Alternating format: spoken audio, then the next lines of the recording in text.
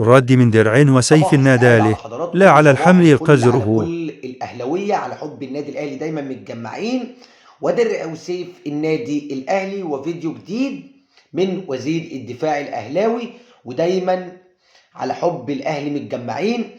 عايزين نوصل كلمتين للناس يا جماعة وجمهور النادي الأهلي عشان الناس تفهم.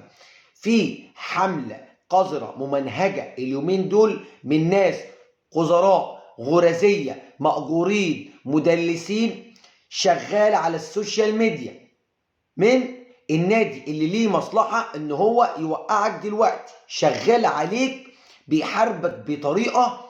المرة دي في واحد بيعمل سيناريو طويل عريض، في واحد قاعد بيخطط ومشغل كل الكلام ده علشان يشتت انتباه جمهور النادي الاهلي والنادي الاهلي ويعرف يحاربك عن طريق السوشيال ميديا ويطلع اخبار فيك. اخرهم خبر نزل على القاهرة 24 والمصري اليوم عن خناقة لبيرسي تاو مع مارسيل كولر، والحقيقة يا جماعة لا الموقع ده نزل ولا الموقع ده نزل، والخبرين دول اصلا فيك من القذراء. طيب كمان قالوا ان الاهلي بيفاوض مدرب تاني مكان مارسيل كولر تحسبا لخسارة السوبر المصري والخسارة امام العين الاماراتي في بطولة انتر كونتيننتال.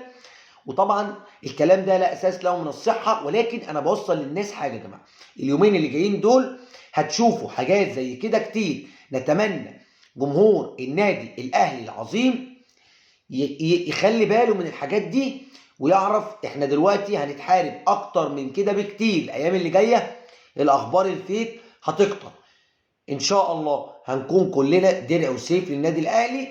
وانتظروني فيديو جديد من درع وسيف ووزير الدفاع الاهلاوي. سلام عليكم.